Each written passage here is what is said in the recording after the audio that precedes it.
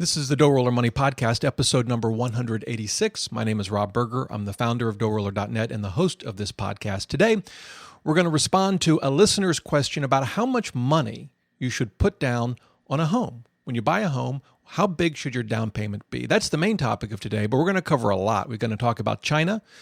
We're going to talk about Amazon versus Apple, and I'm going to answer a lot of your questions, including one regarding Dave Ramsey and investing.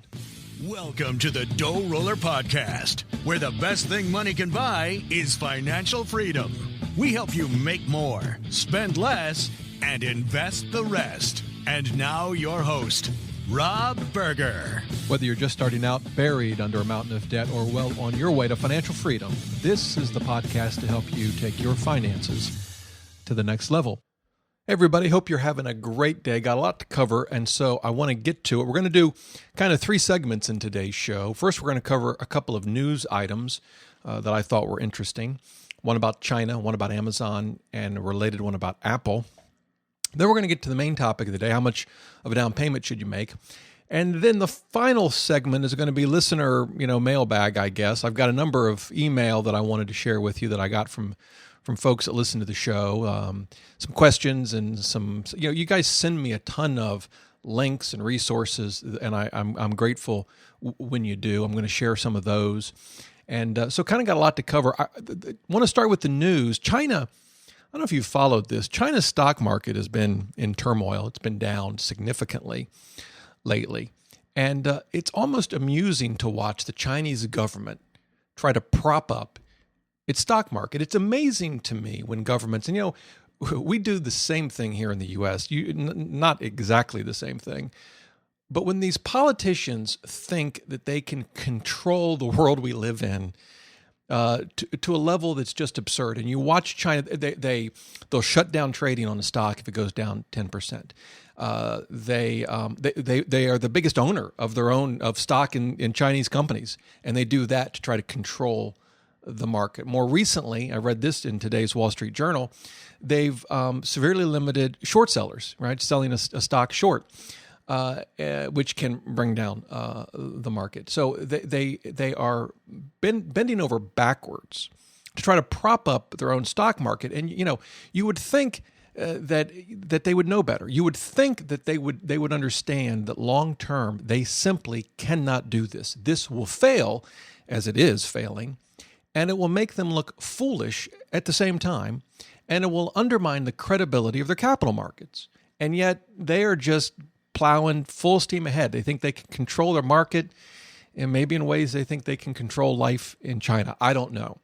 But it's been sort of somewhat comical to watch, although except that there are, real lives at stake. I mean, there are real people in China investing in the stock market and seeing their life savings wiped away.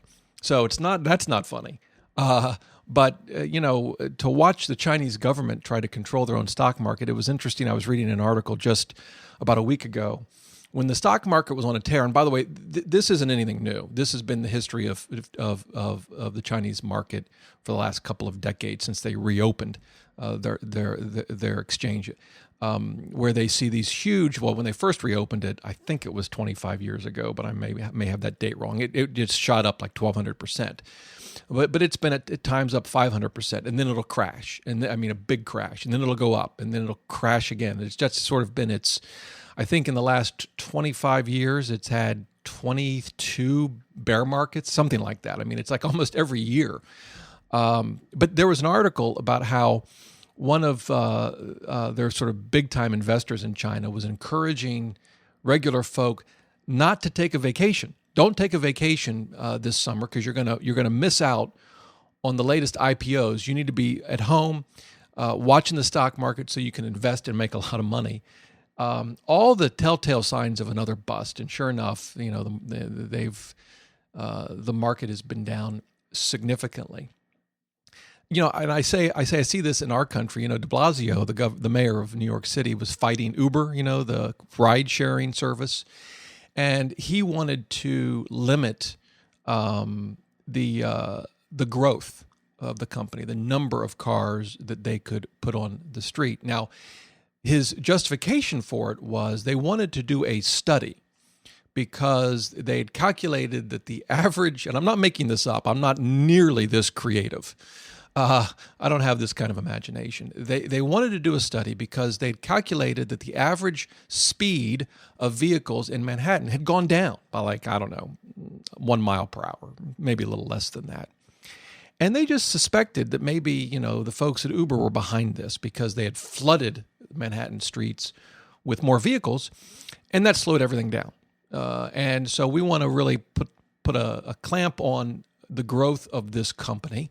We, the government, the elected officials, we're going to just step right in and shut this company down, or at least its future growth. So we can study this, and we can then maybe pile on more regulations to try to control life in Manhattan. And it ended up failing for a couple of reasons. One, it came out that the Taxi Cab Association, or whatever it's called in New York, was one of the mayor's biggest donors during his campaign. And so someone, thought, maybe there's something more to this strategy of his that maybe doesn't meet the eye. And then someone said, another reason maybe, we're just kind of trying to think outside the box here. Maybe another reason that the average speed of vehicles in Manhattan went down, like I said, I think it was just under 1 mile per hour, is because they'd actually, lowered the speed limit in Manhattan. Maybe that could be it. Anyway, it failed. The whole plan fell apart. As well it should have. I mean, if you've been to New York City and you've used Uber service, it is fantastic. I will never get into another cab in New York City if I can help it. It'll be my option of last resort. It's just an absolutely fantastic service, and it shows how, ingenuity can trump bureaucracy and regulation any day of the week. Anyway, that's just my view. China, though, we'll see what their government continues to do with the stock market, but right now they're making a complete mess of it. All right. On to what I actually think is somewhat more interesting, Amazon and Apple. So I own shares in Apple. I don't own shares, and never have, of Amazon, other than, I guess, through an index fund. But I own shares of Apple, don't own shares of Amazon. In the last couple of weeks, some interesting things have happened with both companies. In July, they both announced their most recent quarterly results. And what happened to the stock price when they did? Well, Amazon's shot up like 17, 18%. Boom, one day. Wow. The market was really pleased with Amazon. Apple, on the other hand, market wasn't so happy. Went down about 5%. What happened? Well, Amazon announced a profit. Amazon made a profit in its most recent quarter. You say, well, wow, must have been, to shoot up 18% in one day, that profit must have been unbelievable. Well, it was 19 cents per share. That's what Amazon earned in its most recent quarter, 19 cents per share. Now, you might say, what's it trading at? Well, it's trading at, this was as of the earnings announcement, which was mid to late July, because it shot up, like I said, 17, 18% to $568.35. It's come down a little bit now. It's $535 as of today, August 4th, but it was $568. Now, I'll let you just ponder that for a minute. Think about this. 19 cents profit for the quarter, trading at $568.35 the next day. So what happened to Apple? Well, by the way, if you do the math, I think Amazon's profit came out to $92 million. I think that's the number. May have it wrong, but I think $92 million comes out to 19 cents per share. Apple must have had, not as good a quarter, right? Well, let's see here. Yeah, it only made $10.7 billion. That's with a B. On a per share basis, wasn't 19 cents. They just made only $1.85, and that's per diluted share. And their stock dropped 5%. Now, it's currently trading, let's see here, at $117, $118. Now, let's think about this. Amazon made 19 cents in the quarter, trading today $535 a share. Apple made $1.85 per share. It went down 5%. It's since gone down even more, trading at $118. Now, does that make any sense at all? The answer is no. It makes no sense at all. None whatsoever. At the end of the day, investing is about what the company will earn. Now, I suppose someone could say, yeah, but Amazon's a growth company. Its earnings are going to skyrocket, except the problem with that is, one, there's absolutely nothing in Amazon's history that would suggest that's true. And I think even more importantly, there's nothing in its business model that would suggest that is true. Now, you may say, are you criticizing Amazon? I love the company. I just ordered a book from them this morning, The Martian. It's going to be a movie. I want to read the book. I order from Amazon a lot. Love the company. The problem is, with the exception of some business segments like their cloud services, it's a low margin business. They're selling books, they're selling stuff, right? They're an online seller of stuff, and the margins aren't great. There's a ton of competition, both online and in big box stores, dollar stores. I mean, there's just a ton of competition, and they're basically competing on price. And so the margins are low. And I don't see Amazon ever justifying its current price, at least not for a very, very, very, very, very, very, very long time. Now, when you think about the relationship between a stock's price and its earnings, we often calculate the PE, price to earnings ratio. Apple's PE right now is, according to Google's finance, is 13.68. And I have to confess, I don't recall if that's using trailing 12 months or an estimate of future earnings. I think it's trailing 12 months. But in any event, 13.68. What's Amazon's? Well, it doesn't have a PE because over the past 12 months, even though it had a 19 cent per share profit in the last quarter, over the last year, it's actually lost 42 cents. But let's just assume it keeps making 19 cents a quarter. That would be roughly 80 cents a year. And let's just round it up to $1 on the assumption that its fourth quarter is its biggest quarter, right? Okay. At $535, assuming it could make even $1 profit over the course of the year, it would have a PE of 535 versus Apple's of 13. Now, what does that really mean? Yes, it's price to earnings. How can we think about that number? Here we go.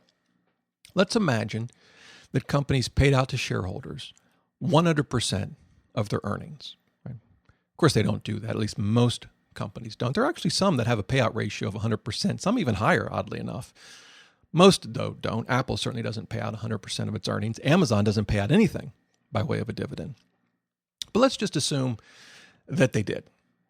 So think of the PE as it represents the number of years it would take for you to earn back your initial investment. So, for example, if you paid $118 for a share of Apple and they paid out 100% of their earnings in the form of dividends each year, you would earn back your initial investment in just under 14 years. And, of course, you'd still own the share and could continue to earn more after that. If you bought Amazon, let's see, what year would that be when you earned back your initial investment? 25, you'd earn it back in the year 2540. 2540. Yeah, 535 years. So you may be saying, Rob, are you saying that Amazon is a bad investment? No. It's a horrible investment. Great company. Horrible investment. That doesn't mean, by the way, you couldn't invest in Amazon and make money, right? I mean, it would require a couple of things. One, the insanity would have to continue. And it could. The insanity for Amazon has continued for years, and it may go on for years. And you just have to time the insanity correctly. That's it, right? I mean, think about their latest insanity. 19 cents a share, so their stock goes up 18%. Had you bought, sometime shortly before that earnings announcement and maybe sold sometime shortly thereafter, you'd have made a nice profit. So yeah, you can make money on Amazon, and a lot of people will. But no, not a particularly sound investment, at least not in my opinion. By the way, Apple has its own, I have my own concerns about Apple. I mean, balance sheet is phenomenal. No question about that. Brand is phenomenal. No question about that. My concern with Apple has always been, what if its next thing isn't a big hit? And I'm not talking about something like the Apple Watch, really the next iPhone. Right. I mean, the iPhone 6 and 6 Plus were huge. What's the iPhone? I guess the next one will be a 6S probably, but, then there's an iPhone 7. I mean, will they continue to dominate the market and be able to generate the incredible margins? I think their margin last quarter was 39.7%. That's just unbelievable. Will that continue? That's my biggest concern. And when I bought Apple, though, I felt that the price I bought it at, which was $56, gave me a margin of safety that was sufficient to offset that risk. As simple as that. That was the equation. That was my thinking. So far, it's a thesis that has that has proven to work out in my favor. Yeah, it may not down the road. I guess time will tell. But I thought I'd mention this Amazon versus Apple because the reality is, the stock. There's a sufficient market theory that all the knowledge is out there. You can't beat the market because everyone knows everything. The problem is that people don't interpret that knowledge and apply that knowledge the same way. And to me, the price of Amazon is just insane. And Apple's is not. That's my view. So anyway, that's the news. So I thought I'd share that with you. Obviously, if you have comments on that, different view, whatever, maybe you think Amazon is a great buy. Maybe you think it's underpriced. Let me know. Shoot me an email, dr@DoughRoller.net. Would love to hear from you. Okay, on to the main topic of today. How much of a down payment should you make? So I've got a couple of things here. This was, as I mentioned, a question actually that came in from a reader named Kevin. Now, I have a couple of writers that write for me, and actually one of them is also named Kevin, just to confuse things. And Kevin the writer, as opposed to Kevin the listener, Kevin the writer used to be a mortgage broker. So I shot this question over to him, and I said, "Hey, can you write up an article for DoughRoller, responding your views on this question?" Let me read you the question from. And again, this is from Kevin the listener, and I'm just going to read part of it. You can read the rest of it in the show notes to this podcast, and I'll tell you in a minute how to find those. But he said, "Hi, Rob. My wife and I are getting ready to purchase a new home, and I have some questions about the financing. We will make at least a 20% down payment, but are in a debate about paying down extra money up front versus keeping that money somewhat available to us in case of emergency. We have about another $50,000 to work with on top of the 20% down payment. We are trying to own as much of the house as we can and minimize the payment while also conserving some cash as an emergency fund." Now, his question goes on. He gives a lot of detail. It's all in the show notes, which you can find by going to DoughRoller.net/podcast186. Now, by the way, if you also subscribe to the newsletter and are listening to this podcast in the first week of August 2015, there'll be a link to that article as well in the weekly newsletter. If you don't subscribe to the newsletter, you can do so at DoughRoller.net/newsletter. But that's Kevin the listener's question. If you go to DoughRoller.net/podcast186, you can hear Kevin, the writer/former mortgage broker's response to his question. And it gets into other things besides just down payment. For example, he talks about whether you should pay for points to lower your interest rate, and how do you calculate the break-even point on that, and a very thoughtful article, and so you can check that out. I thought for this podcast, I would kind of give you my just general high-level thoughts about the whole down payment issue. And so here we go. So the first one is, in an ideal world, you're going to put at least 20% down. Why? Well, there's a couple of reasons. The first is, when you hit that magic 20% mark, you don't have to pay private mortgage insurance, PMI. That's just an added expense that I'd rather avoid if I could. And you get rid of PMI, you avoid PMI if your down payment is equal to at least 20% of the purchase price. Now, one thing there to keep in mind is that if you end up buying a home for less than 20%, how much you put down still matters with respect to PMI. In other words, you're going to pay a higher premium if you put, say, a 5% down payment on a home than you will if you, say, put 15%. Why is that? Because PMI protects, so the idea of PMI is to protect the bank in case we default on a mortgage, right? And PMI, though, only protects that 20%. So in other words, if you bought a $100,000 home, and let's say you defaulted, let's say you financed 100% if you could, and then you default. The insurance company is only going to give the bank $20,000, right? A little more complicated than that, but they don't insure repayment of the entire loan, just that 20% piece, right?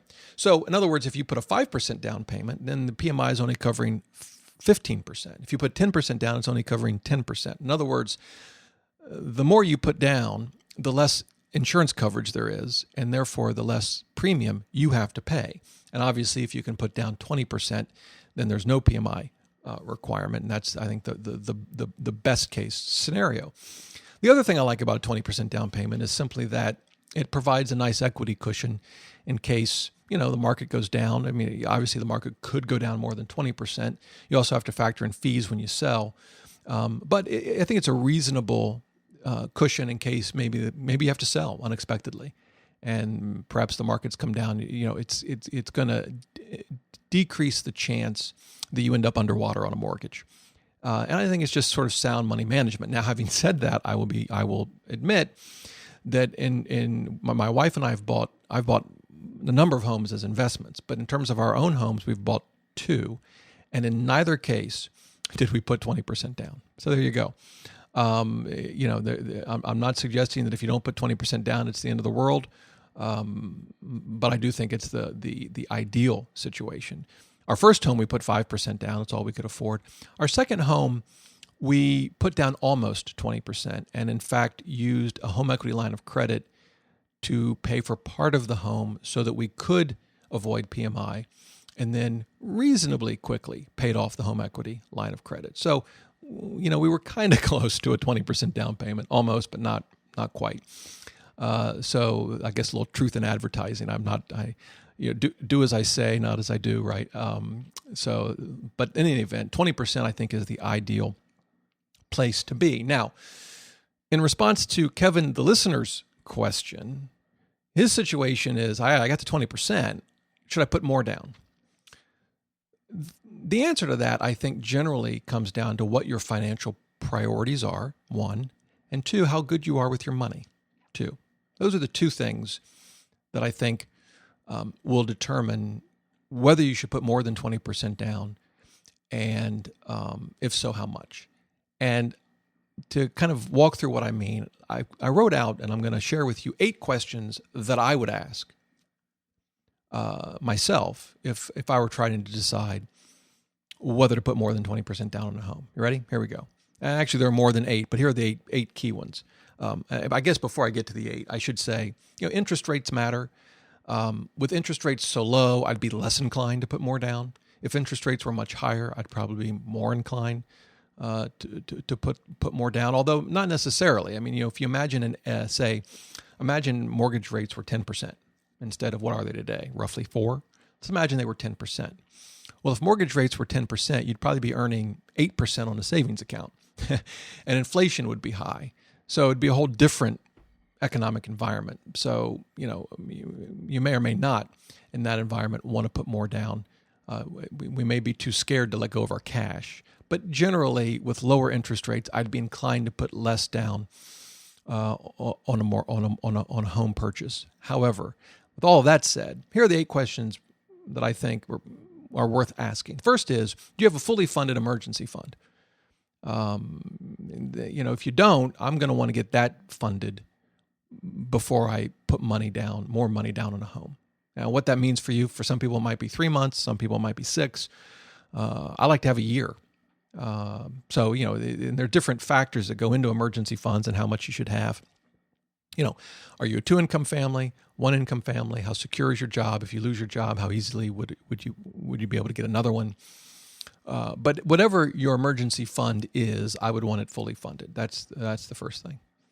2, do you have all your credit card debt paid off? I don't, if I've got 18% credit cards, I'm going to want to get those paid off before I put more down on a mortgage that's going to cost me 4% and be tax deductible. So do you have all your credit card debt paid off? 3, do you have all your other debt paid off? Do you have car loans? Do you have school loans? Now, it's not necessarily the case that I would choose paying all of those off before putting more on a home.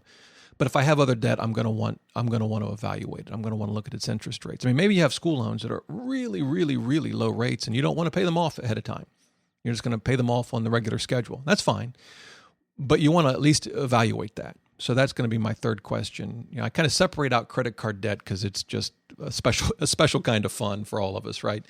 But I want to look at the other debts too and evaluate whether those should be paid off before putting money down on a home above 20%. Number 4, when will you buy your next car, and will you be able to pay cash? I mean, you may not have a car payment now, but maybe you've got a car, like our van. Our van is almost 11 years old, 190,000 miles. It's riding great now. I have no plans to sell it, but, let's face it could go, I don't know how much time it's got left. And so if you're in a similar situation, you don't know exactly when you're going to be buying your next car, but it could be relatively soon. Are you prepared to do that? Or are you going to, because, you don't want to put all your money on your home and then be sort of house poor, and then boom, the car breaks down and now you got to go out and finance a car. So I'd want to look at, that car purchase, when that next car purchase is going to be, and do I need some money now saved away for that? Number 5, are you fully funding your retirement accounts? That's going to be a big question. Now, typically we fund retirement accounts, out of our earnings from, say, a 401k, where we have automatic contributions from our paycheck and all of that. But if money's kind of tight and you're not fully funding your retirement accounts, I'm going to want to make sure I can do that first before I'm putting extra cash on a mortgage. That's true whether it's in the form of a higher down payment or in the form of just extra monthly payments on an existing mortgage. I'm going to want to fully fund my retirement accounts first, and that would include not only a 401k potentially, but also an IRA. Number 6, do you plan to make any major repairs or renovations to a home? It's pretty common when you buy a house that you've got all these big plans. You want to redo the kitchen, or it needs some money, whether it's a new roof or whatever. And so you want to think about that, because you don't want to put all your money on the down payment and then have to find yourself borrowing money, probably at higher rates, to do these repairs or renovations. So you want to make sure you've thought about that. 7, do you have other big expenses on the horizon? College education for your children, or for that matter, are you fully funding a 529 plan or otherwise saving for college? Maybe you have a child, a young adult who's going to get married. There's going to be expenses there, but you want to think ahead. I would think at least over the next 5 years. What big expenses do you see coming your way, and will you be able to handle them? Now, maybe the answer is yeah. You'll continue to save money from your job, and yes, you see some big expenses coming down the road 3, 4, 5 years from now, but you'll be able to take care of them. That's fine, but it's a question you want to ask before you make this decision. The 8th and final question that I would ask myself, and this is where you got to be really honest with yourself. If you don't put the extra money on the home, what are you going to do with it? Exactly. Now, the questions that I've asked, the first 7 questions hopefully answer that for you. But 8 is, are you going to do smart things with the money? Or do you know yourself, Rob, if I just leave this money in the bank, I'm going to end up doing something dumb with it. I'd rather it go on the home and avoid doing something dumb with it than letting it sit in a savings account and end up spending it, frivolously on who knows what.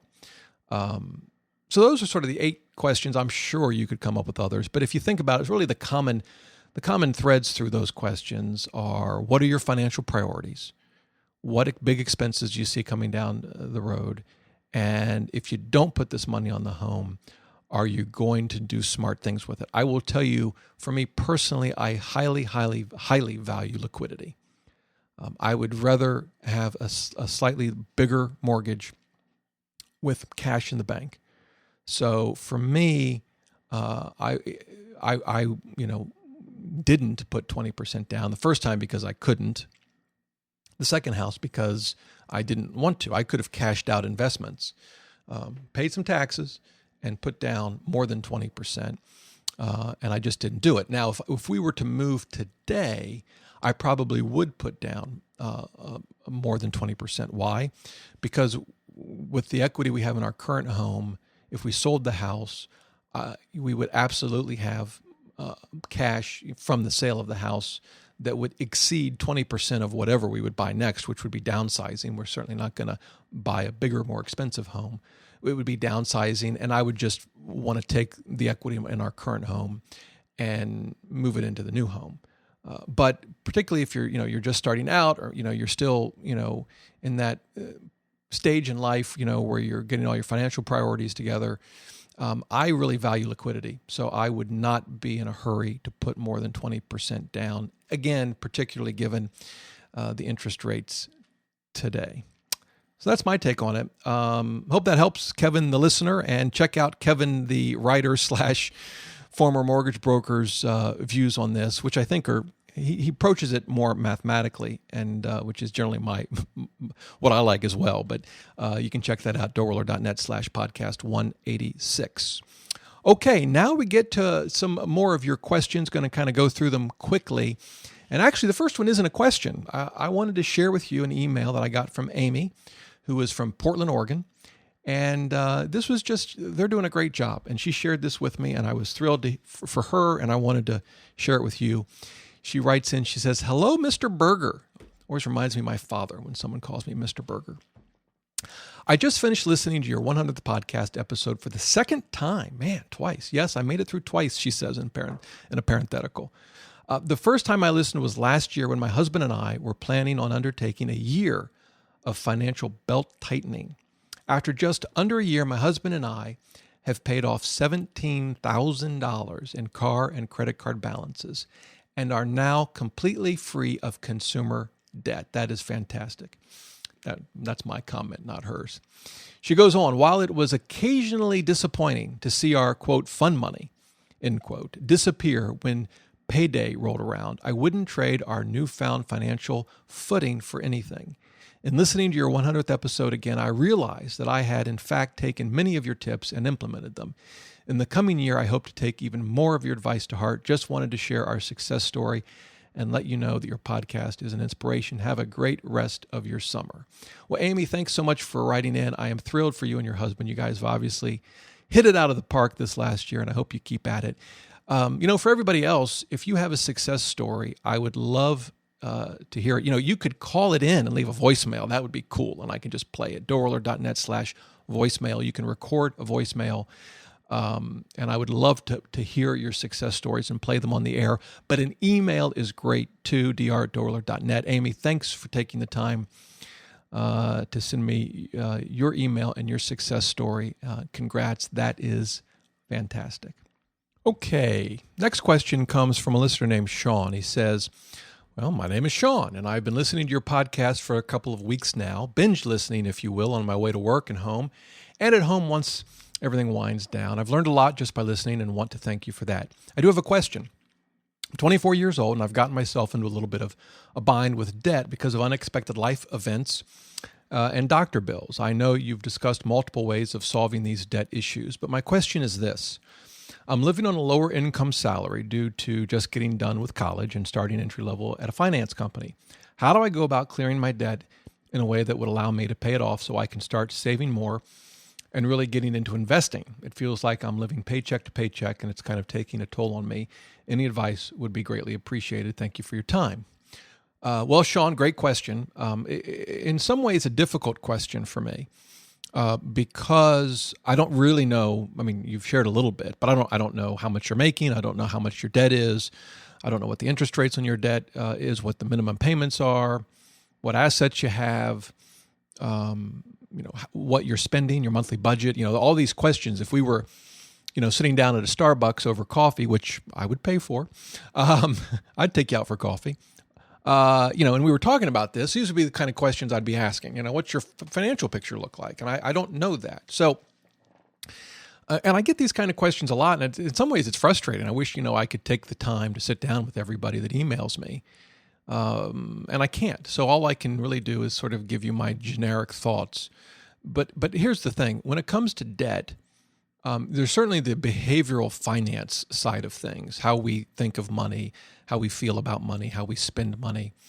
And that's important. But getting out of debt is largely about the numbers. It's about math. So the first thing that I would do, sort of my general approach to debt. How do I deal with debt? Well, the first thing is I would ask, can you get rid of any of your debt right now? You say, well, how would I do that? Sell whatever generated the debt. If you've got stuff that generated your debt, can you sell it? Probably the most common example is a car. If you financed, and I don't know if this is the case with Sean, it doesn't sound like it given, his life events and doctor bills. But let's just, for example, say you financed a $25,000 car. And now you've got I don't know how much that would be in a monthly payment, but whatever, $500-$600. Sell a car. You might say, well, I'm underwater. I owe 25, but I can only sell for 23. Yeah. All right. Sell it, come up with the other $2,000, and get out of debt. And then go figure out a way to buy a $2,000 car. If you bought a giant TV and you financed it on a credit card, sell the giant TV, pay off the credit card, sell the TV for what you can get. No, you're not going to get what you paid for it, but do the best you can. That's the first step. If you've got stuff that put you into debt, sell the stuff, and get out of debt. That's the first thing. The second thing is reduce your interest rates. Use 0% credit cards if you can. Refinance school loans if it makes sense. For those with mortgages, can you refinance the mortgage? You want to get your interest rates as low as possible. That's just, if you can lower your interest rate, it's just free money. You're just saving, the difference in the interest rates. I mean, it's a no-brainer. Even if there's fees involved, you've obviously got to evaluate the fees. But, take a 0% credit card balance transfer. It typically comes with a 3% balance transfer fee, but that's usually nothing compared to whatever, a 15% credit card or, a 7% car loan or whatever. So you want to reduce your interest rates as much as you can. And then the third thing is you want to scrub your monthly budget. I actually, people oftentimes when it comes to budgeting and trying to generate more money on a monthly basis, they focus on eating out. They focus on buy the clothes, sort of this sort of discretionary spending. That's not actually where I would start. I would start with your fixed monthly bills. And we've talked about this, a spending audit is what I call it. I go through every single monthly bill, from your cable to your Netflix subscription to your trash service, everything. And I go one by one. How can I lower this? Can I get rid of it? Do I need it? Can I lower the cost with my existing provider, whatever it is? Can I switch to a new provider and reduce the cost? That's sort of that's the low-hanging fruit. That's the easy way to save, reduce your monthly expenses without any change to your lifestyle. And then for the discretionary spending, even if you don't keep a budget, your problem areas, whether it's eating out, buying clothes, buying gadgets, taking trips, where you're spending your money. And I would budget around those problem areas. I call it the three category budget. I think most people can do a great job in controlling their spending by focusing on just three categories each month. And they're going to vary depending on who you are and how you spend your money. For some people, it might just be one category. For others, it might be 5. But the point is, you don't actually have to track every single dime you spend in order to control your spending. I can tell you that I can track how much I spend in gas if I want to.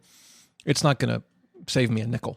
I'm going to spend what I spend on gas. On the other hand, tracking what I spend eating out or at Starbucks, that might help me save some money. And that's what I would do. I would get absolutely focused on how much I'm spending and putting as much of it as I can on the debt. My situation, I'm almost 50. I've, been at this finance thing for a long time. My wife and I have been able to achieve some level of financial freedom.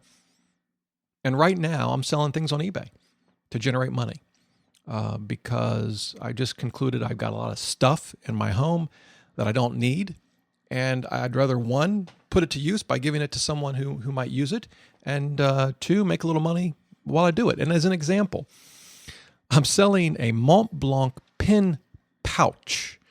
And the only reason I call it a pin pouch is because that's what Mont Blanc calls it. To me, that's just a fancy, silly way of saying it's a case. It's leather. It's got the little Mont Blanc, I guess that's a mountain top snow cap kind of thing is what their emblem, I think, represents. It's got a zipper, and you open it up, and it holds 3 pins. And I bought this years ago when I was sort of into fountain pens, which I haven't used a fountain pen in forever. And by the way, I've got a Mont Blanc fountain pen that I'll be selling soon. But in any event, it's It's up to $52. This little leather case that's, 10 years old. There's 8 bids on it. There are 9 people watching this auction, which is kind of amazing. The auction still has 2 days and 12 hours left. I don't know what this thing will end up selling for. I wouldn't be surprised if it goes for $100. It's been sitting on a shelf in my house for a decade, and I haven't used it. And so I'm going through my house, and I've got coins for sale. I've got the last 4 of my coins for sale. None of these are particularly valuable, but one will probably sell for, maybe 2 of them might sell for $100, which is a lot of money. And I'm just selling this stuff, and so do the same thing, Sean. Figure out what you need, what you don't need, and get very serious about it. And if you can sell stuff on eBay or Craigslist that you don't need, I would do it to get out of debt. And the money that I make from these eBay sales is going to our mortgage, and we're going to try to be mortgage free next year. That's our goal. We'll see. So that's what I would do. There's no real magic to it. It's a lot of numbers, but it is some behavioral change as well. And I guess the last thing I would say, Sean, is figure out a way to achieve a small victory, right? It could be paying off a small debt. I'm not suggesting you ignore the interest rates when you decide how to attack your debt. Paying off high interest rate debt first is the best approach. But if from your email, I know it's clear you're kind of frustrated, and I can understand that. Figure out a way to get a small win. And if it's paying off a small debt, and you can enjoy the feeling of accomplishment if you do, then do that. If it's something else, but figure out a way to have a small win in your journey to get out of debt, and I think it will go a long way. Okay, the last actually 2 questions kind of go hand in hand. They actually cover the same topic, but from a very, very different perspective. So I'm going to read them both to you, and then we're going to talk about them. The first one is from a listener named Daniel. He says, "Hey, Rob, thanks again for all your work. I'm a longtime listener who's fallen off recently. I did get my brother and his wife hooked on your show, and I think they've been going through your backlog. I wanted to see whether you have read this article criticizing Wealthfront and suggesting that it would be better to just do a Vanguard Target Retirement Fund. And it's an article that's on the site medium.com, and you could Google Wealthfront Silicon Valley Tech at Wall Street Prices, and you'd find the article. And then Daniel goes on, "Forgive me if you've mentioned it on a show recently. I personally don't use Wealthfront, but I have a taxable account at Betterment, which I just auto-contribute to once a month. This made me wonder whether I might be better off switching it to Vanguard. I'd love to hear your thoughts." If you read the Medium article, it's basically a criticism of its fees. Wealthfront charges 25 basis points on top of the fees that are charged by the underlying, primarily Vanguard ETFs that it invests your money in. Betterment's fee structure is a little different, but roughly the same. We'll just call it 25 basis points for now. It can actually get a little bit lower. And the article on Medium basically just lambasts Wealthfront, is saying, that's absurd, an absurd amount of fees, that over a lifetime of investing, it amounts to literally hundreds of thousands of dollars. And shame on you, Wealthfront, for charging 25 basis points. All right, that's the first email from Daniel. Second one comes from a listener named Andy. He says, "Hi, Rob. I'm a big fan of your podcast and blogs. I've been listening to many of your old podcasts and enjoy them very much. You've dealt with Dave Ramsey topics in several podcasts. I was wondering if you had seen this clip where a caller says he saw a program on PBS about investing, and the person on PBS was arguing that low-cost index funds serve the investor much better than load funds. Dave's response is," and this is, by the way, I've listened to this clip, and this is, of course, part of his response, but in any event, Andy writes, "Dave's response is that since PBS is a liberal organization, the person arguing for index funds must be liberal-leaning, and they must not want people to make a profit." Now, when I read that, and by the way, Andy's email goes on, but when I read that, I thought, Dave didn't say that. I don't believe it. Sorry, Andy, don't believe you. But then he put a link to the clip in his email. I'm thinking, maybe there's something to Andy's email. I listened to the clip. It's on YouTube. mutual funds versus market index funds. That's pretty much what Dave said. Andy writes, he continues, he said, I found this absolutely ludicrous and frankly dishonest. Anyone who knows anything about people like, and he mentions Paul Merriman and Rick Edelman because he thinks maybe that's who was being interviewed on the PBS show. I've not seen the PBS show. Knows they are the farthest thing from liberal socialists. I suppose Dave chooses to speak this way to scare people away from the, quote, liberal agenda, end quote, index funds and push them into American funds where he gets a kickback. Anyway, thought it was interesting. So let's kind of put this all in perspective. First, we have the email from Daniel with a link to an article that says Wealthfront is robbing you blind because of 25 basis points. Then we have a link from Andy from the Dave Ramsey show where Dave basically says if that these folks too focused on fees must be liberals. What in the world do we do with this? So first of all, there's been I've read before this notion that Dave pushes his what he calls endorsed local providers, they're salespeople. That's what they are. I don't mean that in a negative way, but that's what they are. They're not fee-only advisors. They make a commission when they sell you a mutual fund. But that he does that because he makes a lot of money. I don't know what he makes from endorsed local providers. I assume he makes something. I find it hard to believe, though, that I find it hard to believe that it's about money for him, only because he's a multi-millionaire. He lives in a giant home in Tennessee that I assume he paid cash for. So I kind of just find it hard to believe personally that this is about money for Dave. It could be. I mean, there are plenty of rich people who will never, ever in their own minds have enough. That's for sure. But I don't know. That just doesn't ring true to me with Dave. But I listened to the clip, and sure enough, he talks about PBS being a liberal organization. I don't know what that's got to do with the view that you shouldn't pay a lot of fees for anything, whether it's investing or anything else. So how do we make sense of these two really opposite end articles? One on Medium, 25 basis points is a ripoff. One from Dave where, focus on fees is a mistake, really. And you need to listen to the whole clip. To be fair to Dave, the first thing he says is that the thing that's wrong with the PBS's focus on fees is that what's keeping people back from having money at retirement is not fees, but rather they're not saving in the first place. Well, at one level, he's absolutely right. I mean, the lack of savings in this country is an epidemic. Although it really doesn't answer the question. I mean, even if that's true, that doesn't make fees a good thing, right? But then he said the second most important thing is returns. The third most important thing are fees. I don't see it that way. What I see it like this. What's important are after fee returns. I don't separate returns from fees. What's important are after fee returns. Actually, I would say it's after fees, after taxes, after inflation returns. Dave was responding in the context of a retirement fund, so taxes weren't the focus. But you really can't separate returns from fees. What we should be focused on are our after-fee returns. So where do I come out on all of this? Well, first of all, I think the analysis, if you're going to look at robo-advisors like Wealthfront and Betterment, you have to look at the other services that they provide, including rebalancing and tax loss harvesting if you have taxable accounts, which I think can make up for some of the costs. However, there's no question that you're paying for the convenience.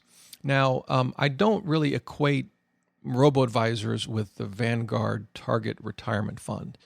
I think the Vanguard Target Retirement Fund is a perfectly sound option, but I also don't care for its asset allocation. I would prefer, say, Wealthfront's asset allocation over Vanguard Target Retirement Fund if I were choosing. Now, in my case, I don't pick either. I invest directly in Vanguard funds and create my own asset allocation. We've talked about it many times on the show. Rebalance it myself. It's not that difficult. So I guess in answer to Daniel's email, I would probably just invest directly in Vanguard. In fact, not even in the Target Retirement Fund, just directly into investments. The Vanguard Target Retirement Fund actually has, I think, a 17 basis points fee. You can actually do better than that. I mean, I have Admiral class shares, so a lot of my funds are 5 basis points. So, the difference in costs between Vanguard Target Retirement Fund and, say, Wealthfront isn't actually as much as you might think. You can actually do better than the Vanguard Target Retirement Fund if you invest directly. Here's the thing, though. I've talked to a lot of people, friends, family, people that I meet from this podcast and blogs, and there are some people just not comfortable doing that. They just feel more comfortable putting their money in Betterment or Wealthfront and letting those folks do the rebalancing, do the reinvestment, do the tax loss harvesting if they have taxable accounts. In fact, I just helped a friend's daughter who's 18, going off to college, open up a Wealthfront account. Now, she put in $1,000 to start, and there's no management fees at Wealthfront for the first $5,000. So it's a no-brainer for her. And she's going off to college, so she won't be adding a lot to it in the near term. And it's very easy for her to do. She doesn't have to worry about it. There you go. I think it was an excellent option. But fees do matter, absolutely. And so if you're comfortable doing this on your own with Vanguard, and I know a lot of people that listen to this show are, in fact, that's kind of what this show's about, I think you're better off doing it yourself. I don't think Wealthfront and Betterment and other robo-advisors are at all a bad option. And I think certainly much, much better than paying 1.5% to a fee-only advisor, or paying huge load charges to a salesman who will then put you in actively managed funds that are charging far more than Wealthfront or Betterment. So I think it's a perfectly viable and good option. But yeah, probably doing it on your own with Vanguard is the best option, and that's what I do. So that's my take on Daniel's email. With regard to Dave's view, I don't know what to tell you. I mean, he attacks PBS because it's liberal. That doesn't even make any sense to me.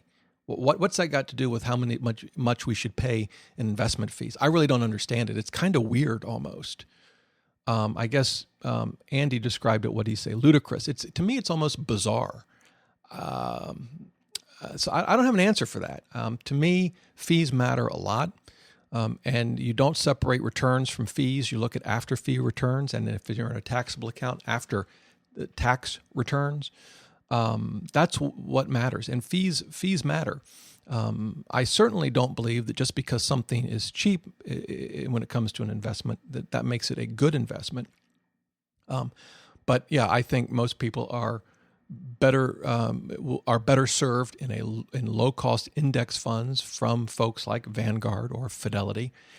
And I'm not that liberal. In fact, I'm kind of conservative, at least particularly on economic issues and the government. I'm conservative, and I'm sure that will come as a surprise to no one. So I don't know. That's just, I don't know. It's Dave's perspective. You can listen to his video and form your own judgments. Again, you'll find it on YouTube if you search for mutual funds versus market index funds. By the way, if you listen to that video, the caller's question asked about should he invest in mutual funds or market index funds? And I want to just clarify some terms. An index fund is a type of mutual fund. They're not two different things. An index fund is simply a mutual fund that tracks an index, the S&P 500, probably the most popular index. Not all mutual funds are index funds. In some cases, mutual funds are run by a group of investing professionals who try to pick those companies to invest in that they think will do the best. With an index fund, there's no one trying to pick winners and losers. They're simply trying to mirror an index. Again, the S&P 500, perhaps the most well-known index, but certainly not the only one. So if you listen to that clip, that was something that I don't think was well explained. An index fund is a type of mutual fund. The reason they tend to be less expensive, although, by the way, not all index funds are. There are some real ripoffs, even for S&P 500 index funds. So don't assume just because it's an index fund that it's inexpensive. But one of the reasons that I think many index funds are so inexpensive is because they don't have to pay managers a lot of money to evaluate all these companies. That's one reason.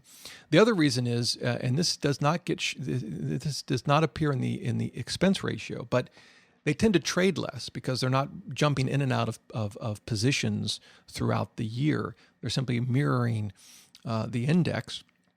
With an actively managed fund, you can see a high level of turnover, of asset turnover, where they're jumping in and out of positions throughout the year. Not only can that increase your taxes if you're in a taxable account, but it can also increase the transaction costs that you get charged as an investor in a mutual fund. Those charges, though, aren't reflected in the expense ratio. Yeah, I know. There's a lot to learn, but it's important stuff. So, at the end of the day, I think focusing on fees is critical. If you can do it on your own through index funds at Vanguard or Fidelity or other mutual fund companies, I think that's the best approach. I still think the robo-advisors have put together a very helpful and useful service. And if that's the route you go, I don't think it's the end of the world. On the other hand, I think fees are really, really important. And that's true whether you're a liberal, conservative, or an independent. So that's my views on all of that. If you have different views or you want to, email me with questions, topics you want me to cover, whatever, you know how to reach me, dr@DoughRoller.net. If you'd like to support the show, you can do that, DoughRoller.net/support. And I am very grateful for those that are already supporting this podcast. It means a lot to me. Hey, hope you have a great day. Until next time, remember, the best thing money can buy is financial freedom.